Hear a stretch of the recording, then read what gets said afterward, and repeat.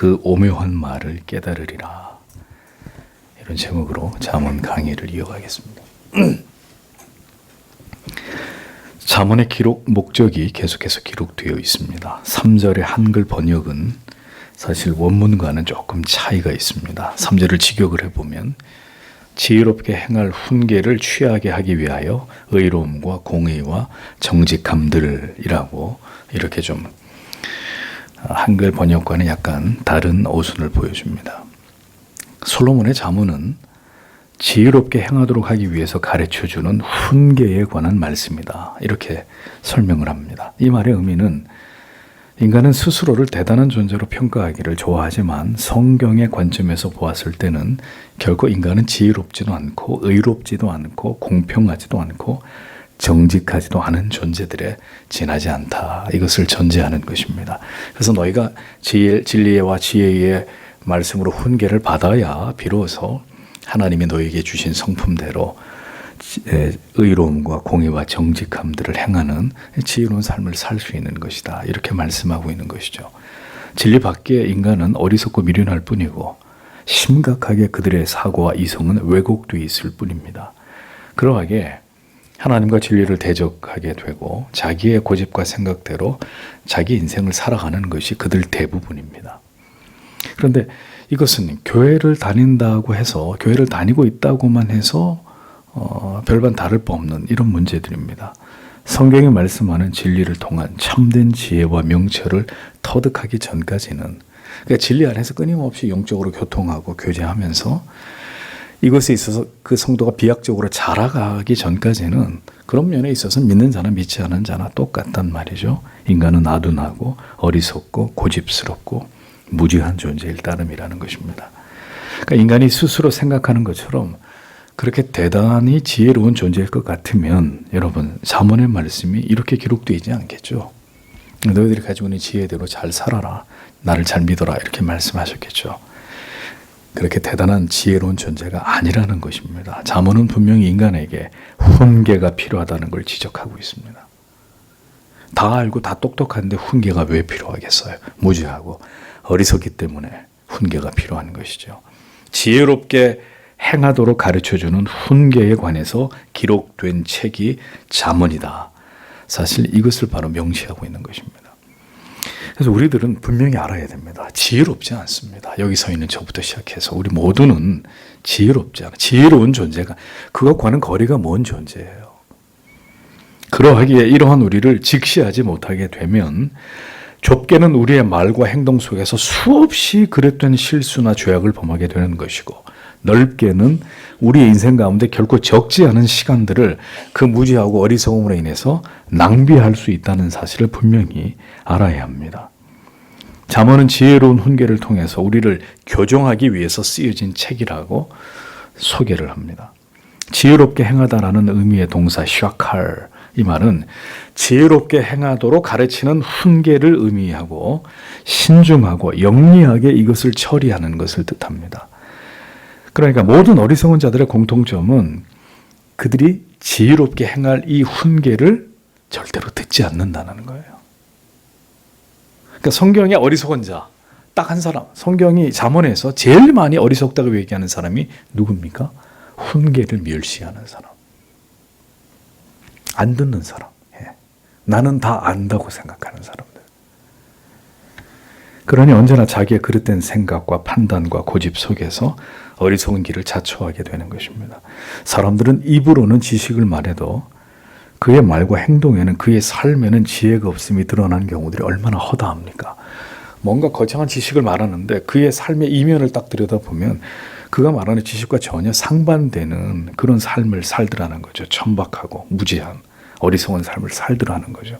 그러니까 아는 것과 말하는 것과 삶은 별개처럼 이렇게 보여지는 사람들이 얼마나 많으냐 이거죠. 지식은 있지만 지혜가 없으면 결코 하나님의 뜻을 깨달아 순종하는 삶을 살아갈 수 없습니다. 그러니까 흔히 사람들이 착각하는 게 지식이 있으면 자기가 곧 지혜로운 자라고 착각하는 거예요. 나는 이런 지식을 붙들고 있기 때문에 나는 굉장히 똑똑한 사람, 지혜로운 사람이다 라고 생각해요. 과연 그럴까요? 그 지식이 당신 것이냐 말이죠. 당신이 깨달은 거냐고요. 훌륭한 그 지식을 깨달은 사람이 책을 통해 우리에게 가르쳐 준 것일 뿐이지 그게 당신 거냔 말이죠. 착각하면 안 돼요. 그런 지식들 앞에 한없이 겸손해야죠. 그러니까 단지 그 지식을 알고 있다고 해서 우리가 하나님 앞에서 지혜로운 자가 될 수는 없다라는 것입니다. 그렇기 때문에 성도는 지혜롭게 행하도록 하나님의 말씀을 통해서 많은 훈계를 들어야 한다는 것입니다. 그것으로 자신을 부지런히 살피면서 하나님 앞에서 날마다 자신을 돌아보아 더 지혜로운 자들이 되어가기 위해 평생을 노력해야 한다는 거죠. 그러한 삶을 통해서 하나님께서 영광을 받으시기 때문입니다. 그래서 훈계를 싫어하는 자는 진정한 성도일 수 없는 것입니다.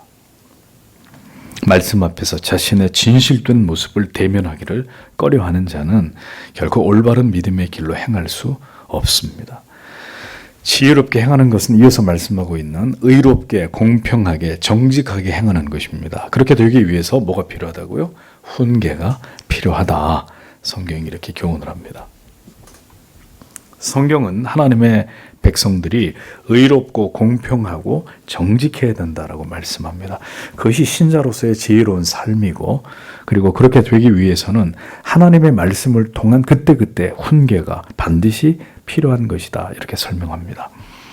의롭다라는 말, 히브리어로 체데크라는 단어인데 이것은 윤리적 도덕적 표준을 가리키는 것으로 올바름과 고듬을 의미하는 것입니다. 그러니까 의롭다는 것은 정의에 대한 가장 강한 개념으로 가장 최고의 재판장이 되시는 하나님의 의지와 법에 일치하는 어떤 것을 가리킵니다.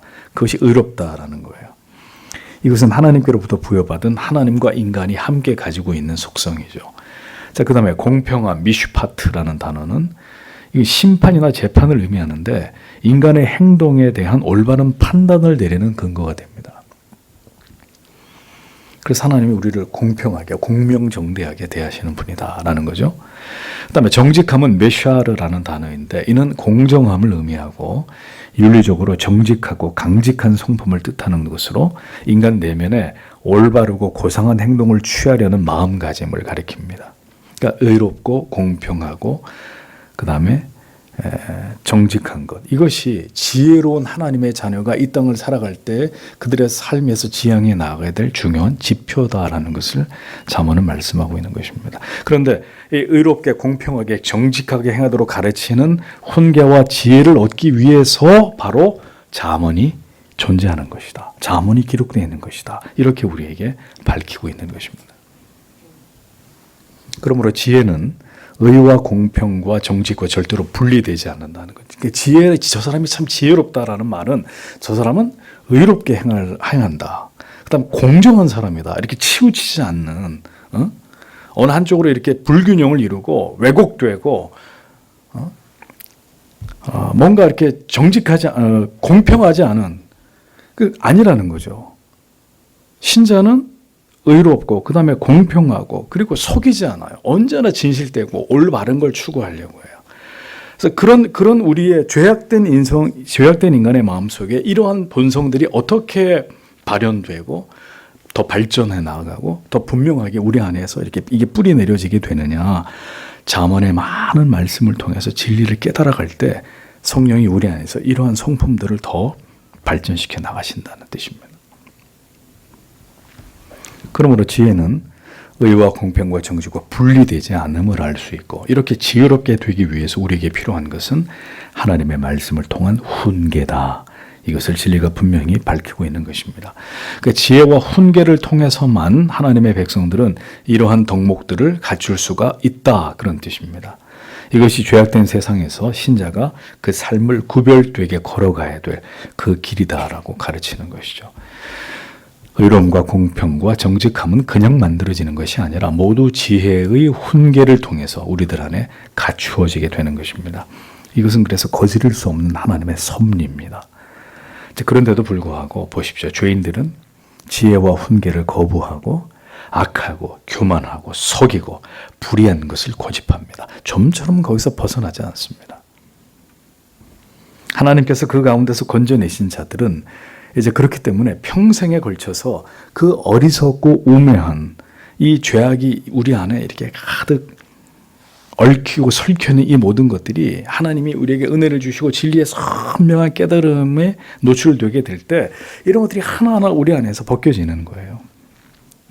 이런 모든 것들을 버리고 하나님이 원하시는 지혜로운 자들로 서서히 변화되어 나가는 그런 일들이 신자의 한평생의 인생 속에서 일어나는 것이라는 거죠. 성령이 그렇게 하나님의 지혜와 지식의 말씀을 통해서 하나하나 우리 안에 설켜있는 무지와 어리석음과 고집스러움들을, 왜곡된 우리의 자아들을 다 하나님이 바로 세우는 이런 일들을 행하신다는 거죠. 근데 그것이 그냥 부드럽게 조용히 이루어지는 게 아니라 책망으로, 훈계로 하나님의 말씀이 비수처럼 우리의 영혼에 날아와 꽂히면서 이것이 죄였구나. 이것이 나의 무지였구나. 어리석음이었구나. 이것이 믿음이 아니었구나. 이게 내 어리석은 고집이었구나. 이런 것들을 깨달으면서 그 훈계를 들으면서 부셔지는 거예요. 그래서 또 한 덩어리가 떨어져 나가고 또 한 풀이 꺾이고 그 일들이 평생 우리 안에서 일어나는 거란 말이죠. 크고 작은 많은 시련과 고난과 실패와 아픔을 통해서 우리를 다듬어서 지혜로운 자들이 되어지게 하시는 그 일을 하나님께서 평생의 우리의 생애 속에서 행하십니다. 그 수단은 하나님의 말씀이라는 거예요. 하나님의 말씀을 통해서 지혜의 훈계를 얻는 길 외에 인간을 교화하고 교육하여서 바르게 할 다른 방법은 없습니다. 그래서 여러분들이 기도하셔야 되는 거예요. 여러분 자신과 가족들을 위해서 하나님의 말씀이 섬광처럼 우리의 어두운 무지 속에 비춰져서 어느 날 소스라치도 놀라면서 내가 잘못 믿었구나. 잘못 살았구나. 이게 믿음이 아니었구나. 그러니까 그런 일이 일어나면 얼마나 그게 놀라운 일이에요. 하나님이 오늘도 그렇게 한단 말이죠. 그렇게 역사에서 하나님이 우리를 세워가신단 말입니다. 인간 스스로의 지성과 지식으로 그들의 정신으로는 결코 인간을 아름답게 할 수 없다는 것을 신자들은 깨닫고 분명히 이해합니다. 모든 하나님의 백성들은 그래서 인생을 지나가는 가운데 수많은 일들을 겪으면서 이 지혜와 훈계를 들어야 하는 자들이다. 그것을 통해서 점점 성화되고 그리스도를 닮아가고 자기는 죽고 하나님이 드러나시게 되는 그런 인생을 살아가게 되는 것이다 라는 겁니다. 이어지는 잠언의 이 대상에 대해서 성경이 이렇게 말씀합니다. 4절에서 5절을 보면 단순한 자들에게 슬기로움을, 젊은이가 지식과 궁리함을 주기 위하여 지혜로운 자들은 들을 것이다. 그리고 그는 학식을 증가시킬 것이다. 그리고 통찰력이 있는 자는 조언들을 얻을 것이다. 이렇게 직역이 됩니다. 어리석은 자란 영적으로 미숙하여 지혜의 가르침이 필요한 사람을 말합니다.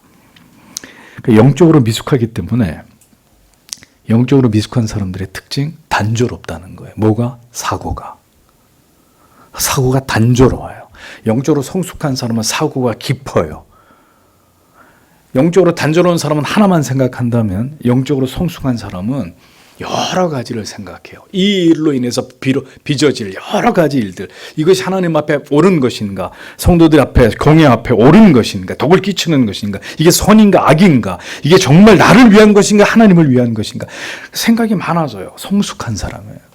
성숙한 사람은 계시 의존적 생각을 하면서 하나님의 뜻에다 포커스를 맞추려고 해요. 어리석은 자는 사고가 단조로워요. 그러니까 막 죄를 지어요. 말로, 행동으로. 제어를 못하는 거죠. 사고가 단조롭기 때문에 깊이 생각하고 분별하고 말을 하거나 행동을 하지 못하기 때문에 언제나 실수를 하고 쉽게 죄를 범하게 됩니다.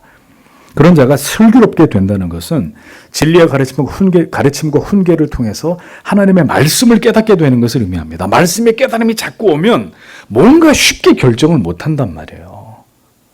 기도하게 되는, 어떻게 하는 게 맞나, 어떤 게 주의 뜻일까.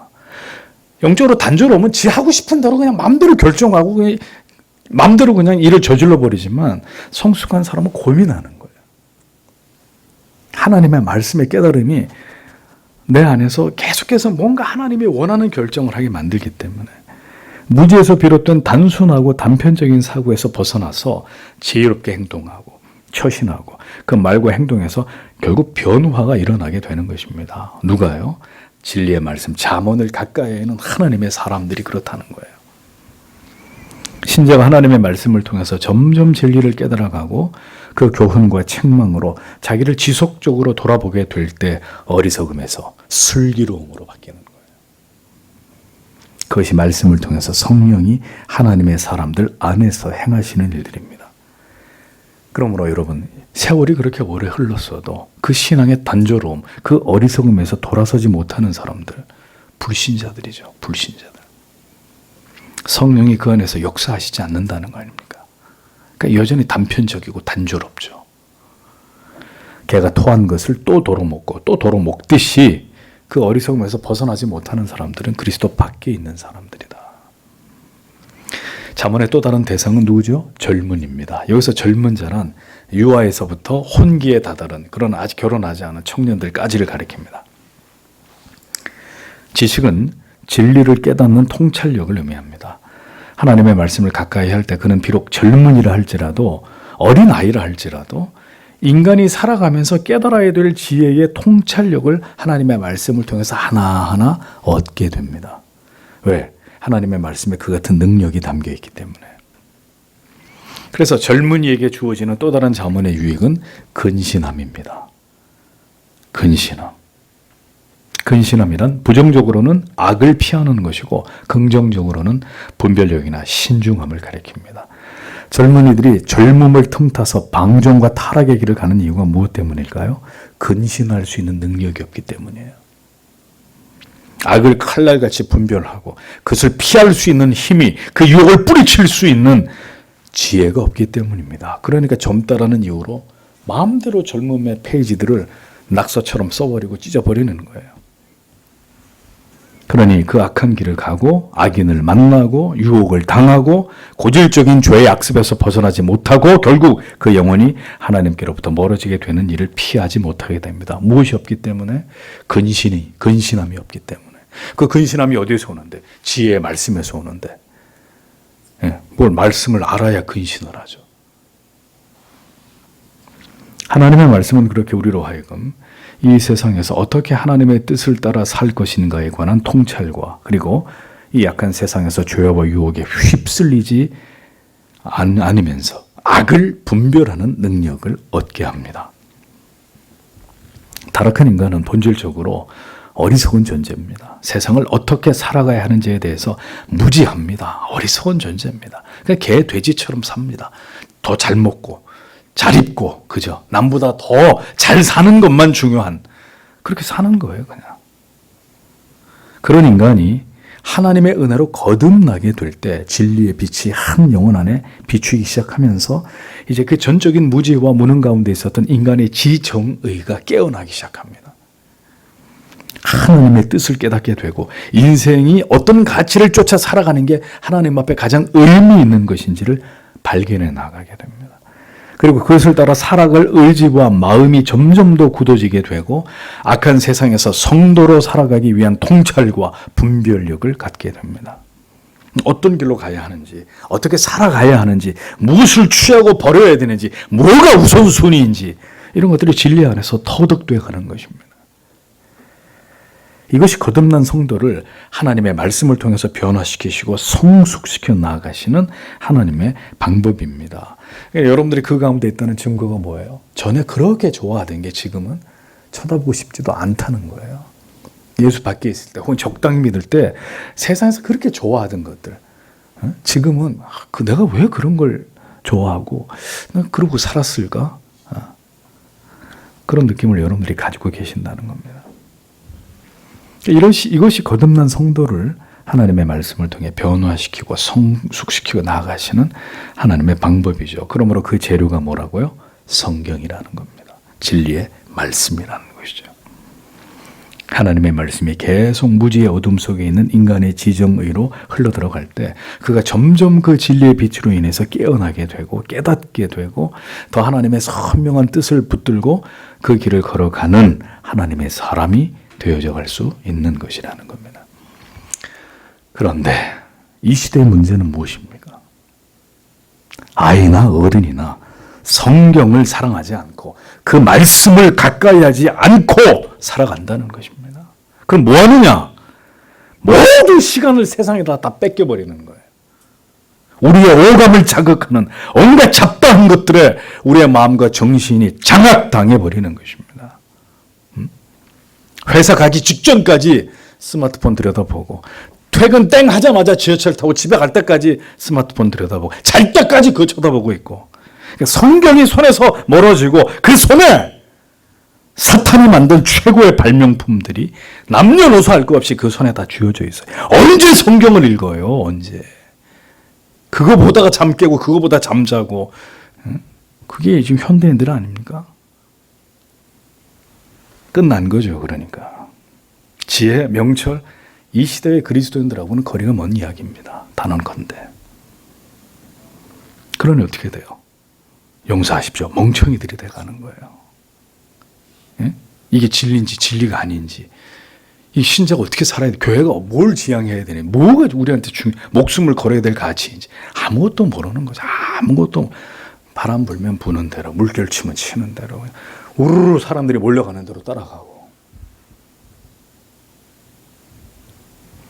교회가 점점 진리에서 벗어나게 되고 더 이상 교회에서 성경이 올바른 진리가 선포되지 않습니다.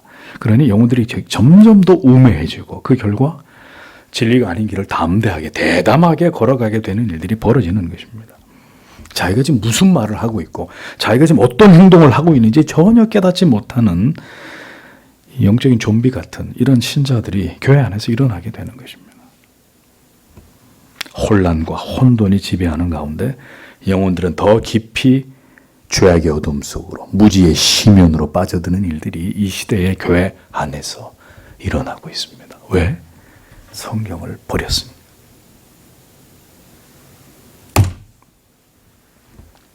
성경의 진리로 그 지혜와 명철로 돌이키지 않으면 모두가 공멸의 길로, 하나님의 두려운 징계의 길로 나아가게 될 것입니다.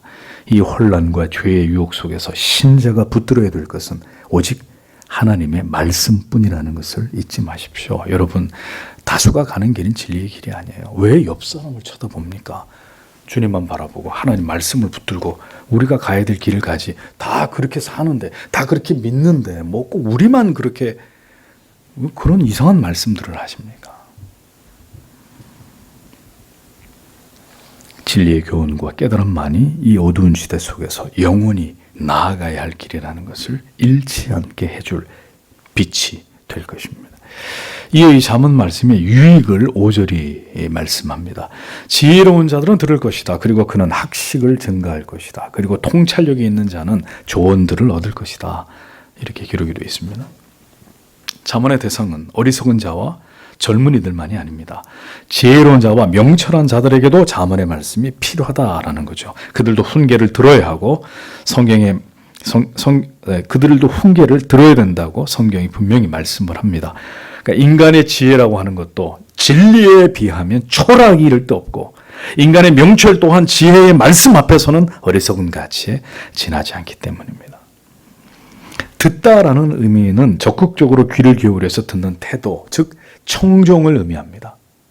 그 귀를 기울여서 그것만 더 집중적으로 듣기 위해서 귀를 잔뜩 세우고 열심히 그 특정한 그 말을, 음성을 들으려고 하는 이런 태도를 가리킵니다. 그러니까 잠언 전체에서 지혜를 듣기 위해서 굉장히 강조하는 태도입니다.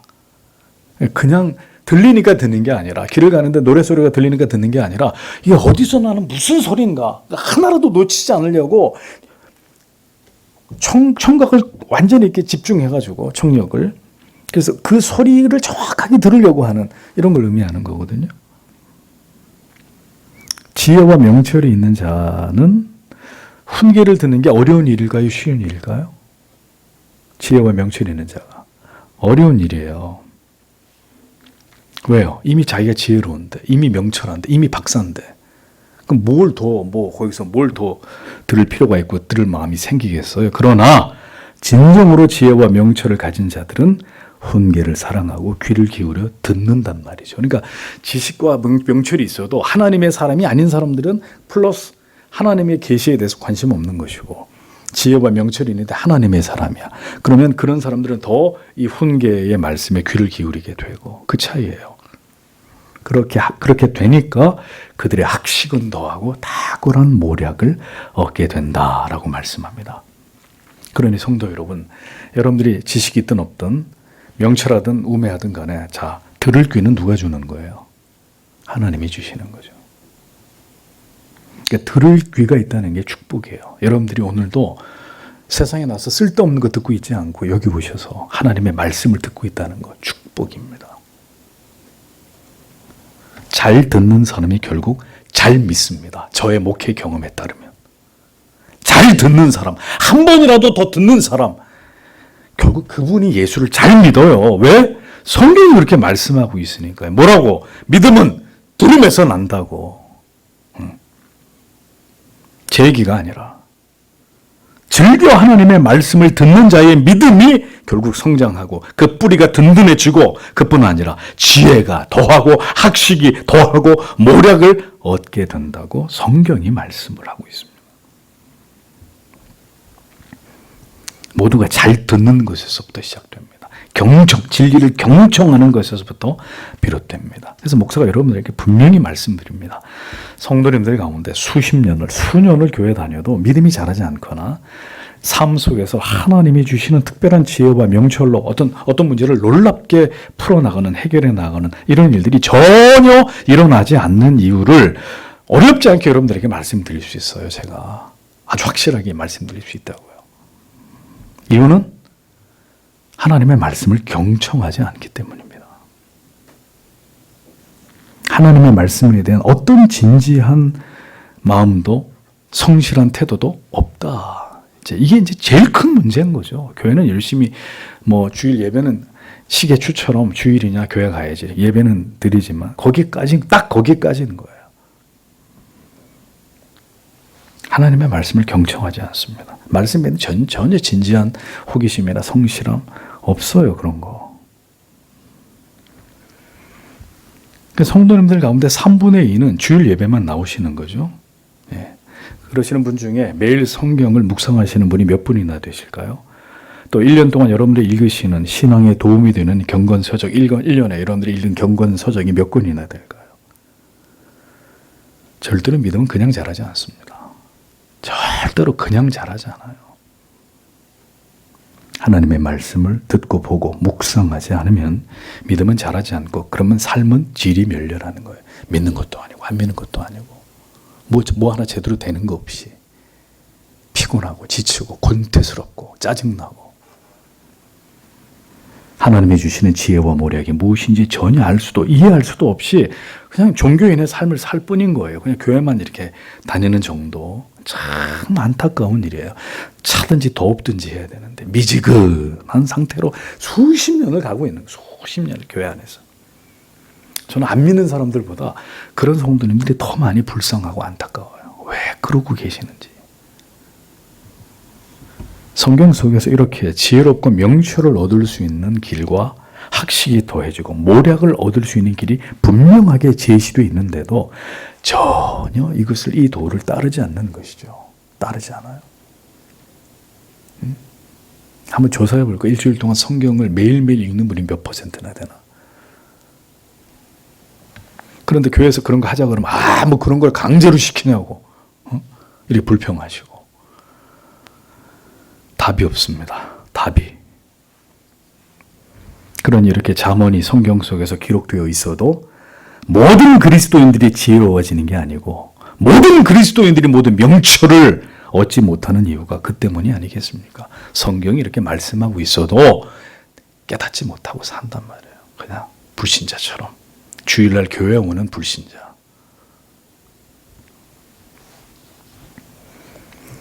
모략이란 원래는 줄을 당기다, 조정하다라는 의미에서 파생되는 항해 용어예요.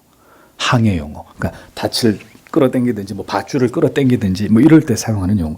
은유적인 의미로 인생길에서 성공적으로 이 항해를 하는 능력을 뜻합니다. 삶을 바르게 조정할 수 있는 끌을 당겼다 풀었다 하면서 돛을 이렇게 조정하잖아요. 항해하는 사람들이 돛대를. 그러니까 삶을 바르게 조정할 수 있는 사려 깊은 원리들을 의미하는 단어, 모략입니다. 이걸 얻는다는 거예요. 살면서 이때는 어떻게 해야 돼? 이때는 내가 어떻게 내 삶을 지금 어떻게 조정하고 어떤 걸 선택해? 그 순간순간 필요한 이런 모략을 얻게 되더라. 인생을 더 지혜롭게 명철하게 살아가는 데 필요한 학식, 모략 이런 것들 아닙니까?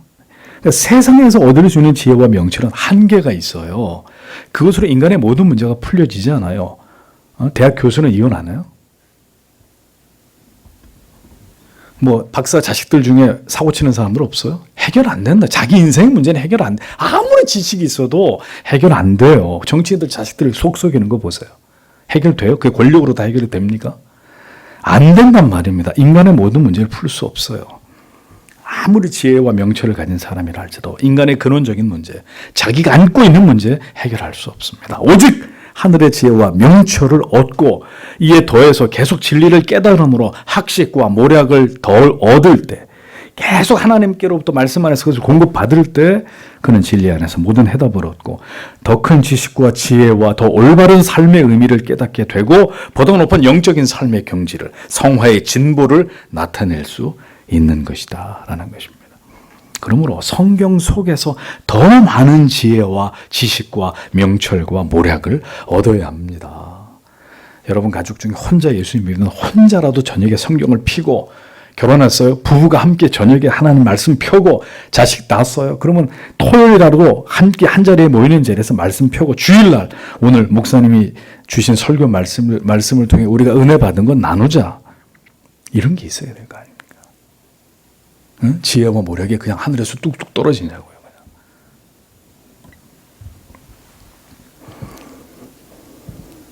성경 속에서 더 많은 지혜와 지식과 명철과 모략을 얻어야 합니다. 그래야 우리 삶이 더 풍성해지고 잘 자라는 것에 걸려 넘어지지 않을 수 있습니다. 유유히 흘러가는 세월 속에서 성화의 아름다운 열매를 맺으면서 참된 신자가 되어갈 수 있는 것입니다. 무엇이 진정으로 중요한 가치이고 어떤 삶이 진정으로 주가 원하시는 성숙한 신자의 삶인지, 하나님께 영광을 돌리는 성도의 신앙이지를 깨닫게 되어서 은혜와 평강을 누리는 신자의 삶을 살아갈 수 있는 것이라는 것입니다. 지혜가 있다고 여기는 자가 자문의 말씀을 들을 때 자신이 지혜가 없다고 여기게 되는 것이고, 명철한 자가 이 진리를 접하고 깨달음을 얻을 때 내 자신에게는 아직도 모략이, 세상을 살아가는 바른 원리를 나는 아직도 전혀 알지 못한다고 여기게 되는 것입니다. 그러니 학식이 더하고 더 탁월한 모략을 얻게 되는 거예요. 교만해지지 않고 겸손히 끝까지 배움의 태도로 진리의 세계를 사모하면서 인생을 살아가게 되는 것이죠. 가장 어리석은 사람이 누구냐? 다 안다고 생각하는 사람이야.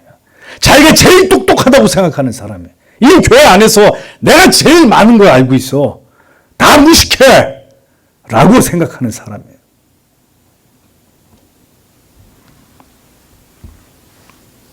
자신이 이미 알 만큼 다 안다고 여기는 자들, 자신은 이미 올바른 삶의 원리를 통달했다고 믿는 자들은 실상은 지혜롭지도 명철하지도 않은 지극히 어리석은 자일 뿐입니다. 그 어리석음이 또 다 드러나, 결국은. 마지막으로 잠언의 유익을, 그 유용성에 대해서 성경이 이렇게 말씀합니다. 6절에 잠언과 비유, 지혜로운 자들의 말들과 그들의 수수께끼들을 깨닫게 하기 위하여, 이렇게 기록이 되어 있습니다. 비유라고 번역된 단어는 해설을 요하는 강화나 상징, 비유적이고 함축적인 언사를 의미합니다. 즉 해석과 설명을 필요로 하는 우회적 상징적 표현들을 가리킵니다. 그러니까 지혜 있는 자의 말, 오묘한 말, 이 모두 지혜자의 특징을 의미하죠. 지혜로운 말들 가운데는 그 의미를 그런데 정확히 알 수 없는 다소 오묘하고 모호한 수수께끼 같은 말들이 있어요. 아주 지혜로운 말들 중에는. 그러니까 성도 여러분, 이 잠언과 비유, 그리고 지혜 있는 자의 말, 오묘한 말이 가장 많이 기록된 책이 뭐죠? 뭐예요? 성경이잖아요. 성경. 그러므로 우리는 성경을 깨닫기 위해서 평생을 헌신하는 자들이 되어야 하는 것입니다. 하나님의 말씀은 곧 하나님이십니다. 하나님을 아는 길은 성경을 통해서일 뿐입니다. 이 성경 속에 감추어진 모든 비밀을 알고자 노력하는 것이 성도의 가장 중요한 과제이고, 이를 위해서 평생을 노력한 자들은 마침내 이 위대한 진리의 의미를 깨닫고 발견하게 되고, 이 성경의 진리에 감동하게 되면서 무한한 위로와 기쁨과 용기와 지혜와 명철을 얻게 되는 것입니다. 그래서 성도 여러분 말씀드립니다. 성경은 절대 쉬운 책이 아닙니다. 쉬운 책이 아니에요. 누구나 함부로 해석하고 이해할 수 있는 말씀들이 아닙니다. 오직 성령을 통해서 지혜와 지식과 명철을 얻고 성령의 조명하심을 통해서 그 진리가 올바로 깨달아질 때 그 말씀이 우리에게 믿음을 불어넣어주고 생명에 이르게 하고 선과 악을 분별하게 하며 모든 삶의 지혜와 원리를 터득하게 해준단 말이죠. 아무리 교회를 오래 다녔더라도 성경과 교리를 통해서 기록되어진 성경의 모든 깨달음들을 하나하나 올바로 이해가지 못하면, 그래서 그것을 통해서 그 믿음이 굳게 세워지지 않는다면 그 믿음은 무너집니다. 결국 그 믿음은 무너집니다. 분명한 하나님의 자녀들, 진정으로 거듭난 성도는 인생의 그 긴 시간을 다른 것으로 허비하지 않습니다. 그러면 그 사람은 하나님의 사람이 아니에요. 물론 어떤 사람의 경우는 인생의 많은 시간을 허비하고 막판에 하나님이 그를 만나서 하나님이 구원 얻게 하실 수도 있습니다. 그것이 하나님의 사랑이라는 것을, 하나님의 긍휼이라는 것을 보여주시기 위해서 막판에 막차를 타고 구원받는 사람도 있어요. 근데 그건 예외적인 경우고, 그런 경우가 보편적인 게 아니에요. 분명한 하나님의 자녀들은 하나님의 부르심을 통해서 죽는 그 시점까지 꾸준히 그 하나님의 말씀을 듣고 깨닫고 배우는 이런 과정을 통해서 차곡차곡 그 하나님의 지혜의 말씀이 그의 영혼 가운데 쌓이게 되어 있습니다. 인생의 긴 시간을 세상의 엉뚱한 것을 하면서 그렇게 다 허비하지 않아요. 다른 저급한 것에 내 믿음, 내 시간을 뺏기지 않습니다. 성경의 진리를 통해서 올바른 지혜와 명철을 얻지 못하게 되면 결국 신앙은 기형적이 되고 괴물 같은 교인이 될 수밖에 없어요. 여러분들에게 다시 말씀드립니다. 신앙과 지식이 같이 자라야 돼요. 같이. 그런데 지금은 지식 과잉, 지식이 너무 과잉 공급되는 시대예요. 예전에는 배움을 통해서만 얻었지만 이제는 모든 지식이 공개가 돼버렸어요. 모니터만 들여다보고 앉아있으면 필요한 모든 걸 다 가져와서 그 지식을 내가 습득할 수 있어요. 그 문제는 뭐냐? 믿음은 이 정도밖에 안 되는데 지식은 여기까지 올라가 있어요. 이 갭을 어떻게 할 거예요? 도대체가 어떻게 할 거예요? 여기서 이제 괴상한 믿음이 나오는 거예요. 괴물 같은 믿음이, 기형적인 믿음이 나오는 거예요. 그래서 제발 예수를 믿고 지식을 추구하되 목양을 받으라고 그렇게 말씀드리는 이유가 여기 있는 것입니다. 내가 알아서 뒤져먹지 말고, 그렇게 해서 어떡하자는 거예요, 도대체. 그렇게 높은 수준의 신앙의 지식을 알게 됐다. 근데 믿음은 바닥인데, 그거 어떡하자는 거예요, 도대체 그러면은. 이거 어떻게 이 차이를 줄일 거냔 말이죠. 그런 정신 나간 짓들을 하고 있는 겁니다, 지금.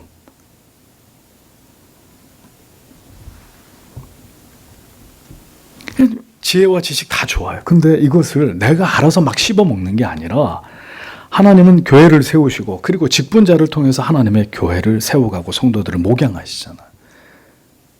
이런 질서 다 무너뜨려버리고 누구나가 다 배우고 가르치려고 하고. 이게 지혜로운 겁니까? 성도, 이게 정말 지혜로운 거예요. 그래 혼란이 가중되고 권위와 질서가 다 무너지고 엉망진창이 되어버리는 거죠. 다 하나님의 말씀 붙든다고 하는데도 이 모양이 되는 거예요. 영적인 오합지졸들 되어버리는 거죠. 참 지혜가 없습니다. 참 지혜가 없어요. 그러니까 겸손히 배우려고 하지 않고 너무 알 거 없이 다 내가 알아서 뒤져먹고 찾아먹고. 참 그런 요즘에 의사들이 그런다. 의사 못 해먹겠다고. 왜? 와서 환자들이 자기 병 자기가 다 진단해.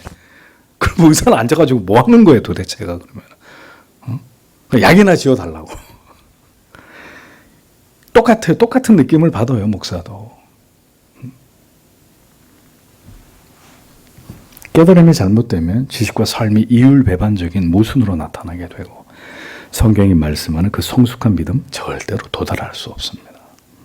겸손의 진리 앞에서 날마다 우리 자신을 낮추며 우리에게 신령한 은혜와 깨달음을 주시기를, 그리고 그것이 나의 믿음을 자라게 하는 것에 영향을 미치기를 기도해야죠. 그러니까 날선 지식만 쌓아가지고 누구를 뵈려고, 누구를 찌르고 어떤 하나님의 권위에 도전을 하려고 그런 짓을 하냔 말입니다. 정신없이, 개념도 없이.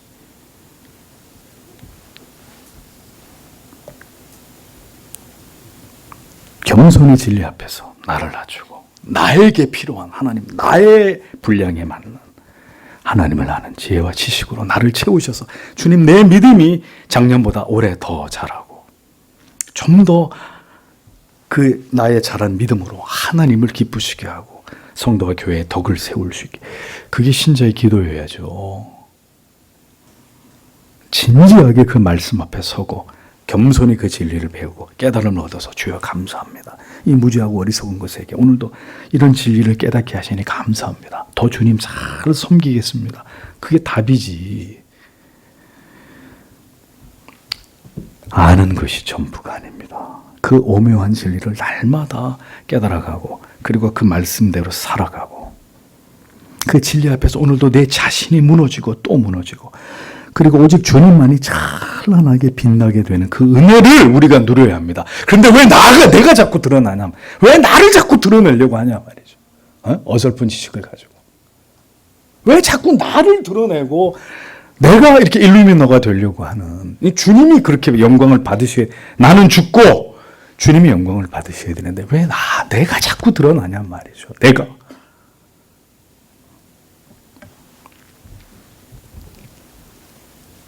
그래야 그가 진정한 신자가 될 수 있습니다. 참된 하나님의 자녀로 세워질 수 있습니다.